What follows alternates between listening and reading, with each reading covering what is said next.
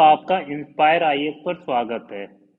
Last lecture में हमने Indian polity start की थी। हमने पॉलिटी में मेकिंग ऑफ कॉन्स्टिट्यूशन को पढ़ा था। हमने मेकिंग ऑफ कॉन्स्टिट्यूशन में देखा था सालों से कॉन्स्टिट्यूएंट असेंबली बनाने की डिमांड उठ रही थी, जिसे अगस्त ऑफर में मान लिया गया था। उसके बाद हमने देखा 1942 में क्रिप्ट मिशन इंडिया भेजा गया इंडिपेंडेंट इंडियन कॉन्स्टिट्यूशन को फ्रेम करने के लिए। उसके बाद हमने देखा था कैबिनेट मिशन इंडिया आया था 1946 में। इसका ऑब्जेक्टिव था इंडियन कॉन्स्टिट्यूशन को फ्रेम करना। और कंपोजिशन ऑफ कॉन्स्टिट्यूएंट असेंबली को देखा था, सीटों का बंटवारा कैसे हुआ और इलेक्शन प्रोसीजर को, ब्रिटिश इंडिया को कितनी सीटें मिली और प्रिंसेसली स्टेट को कितनी सीट मिली। फिर हमने देखा था ऑब्जेक्टिव रेजोल्यूशन, जो जवाहरलाल नेहरू द्वारा असेंबली में पेश किया गया था। फिर हमने देखा था इंडिपेंडेंट एक्ट में क्या बदलाव हुए। उसके बाद असेंबली फुली सॉवरेन बॉडी बनी, कुछ भी फ्रेम कर सकती थी, किसी भी लॉ को एब्रोगेट और ऑल्टर कर सकती थी। फिर हमने minor committee and major committee को देखा था। हमने ड्राफ्टिंग कमेटी को भी देखा था, जिसके chairman doctor B R Ambedkar थे। उन्होंने क्या कमाल का काम किया, जितना बोला जाए उतना कम है। अब हम बात करेंगे इनेक्टमेंट ऑफ कॉन्स्टिट्यूशन।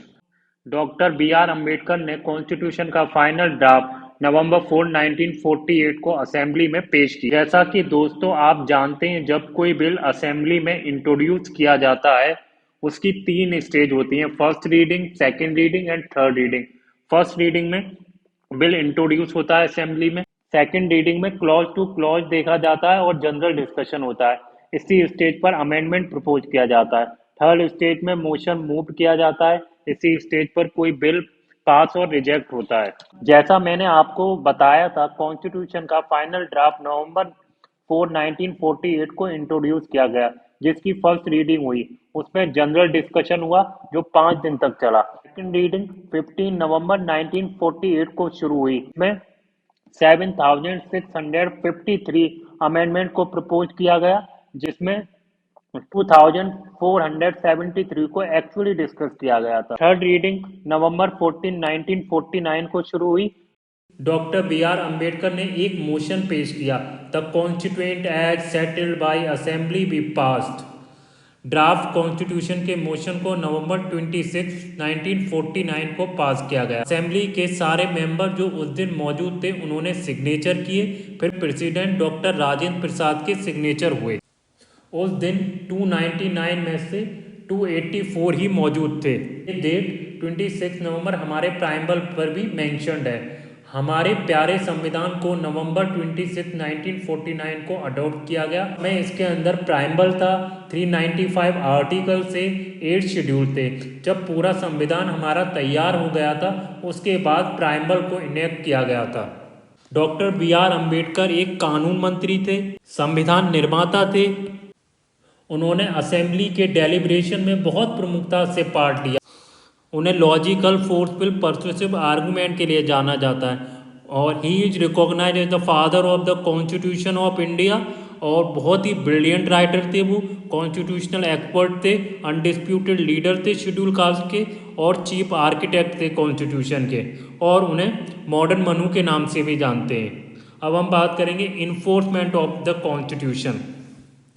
कुछ प्रोविजन संविधान के like citizenship, election, provisional, temporary and transitional provision, short title content article 5, 6, 7, 8, 9, 60, 324, 366, 367, 379, 380, 388, 391, 392 and 393 26 नवंबर 1949 को अडॉप्ट किए गए। बचा हुआ प्रोविजन केम इनटू फोर्स 26 जनवरी 1950। जिस दिन हमारा कॉन्स्टिट्यूशन कमेंस हुआ, उस दिन को हम रिपब्लिक डे सेलिब्रेट करते हैं। जनवरी 26 को स्पेशली डेट ऑफ कमेंसमेंट चुना गया, क्योंकि इसकी एक हिस्टोरिकल इम्पोर्टेंस है।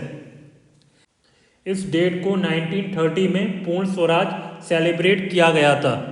कॉन्स्टिट्यूशन लागू होते ही Indian independence act 1947, the government of India act 1935 repeal किया गया।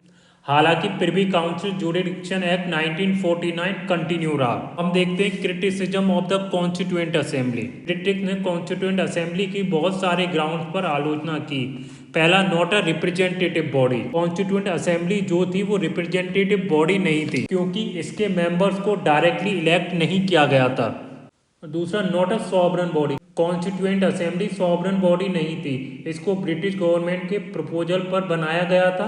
असेंबली के जो सेशन होते थे वो ब्रिटिश इंडिया की परमिशन से होते। Third, time consuming.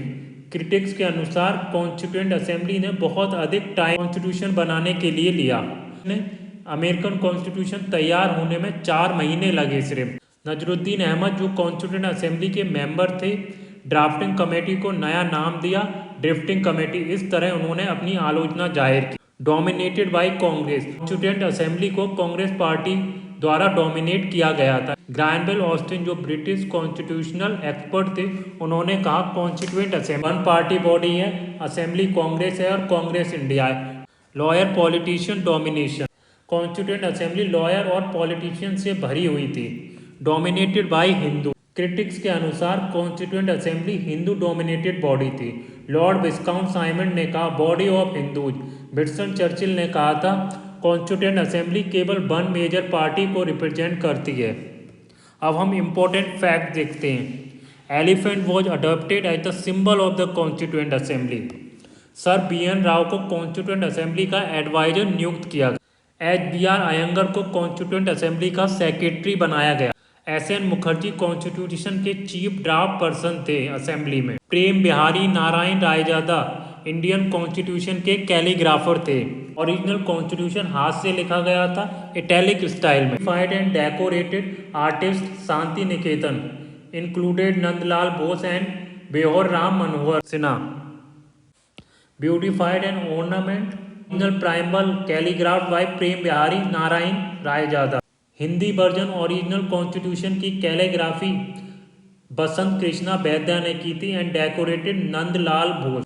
दोस्तों, अगर आपको मेरा वीडियो पसंद आया हो तो इसे लाइक करें, सब्सक्राइब करें और शेयर भी करें। Thank you.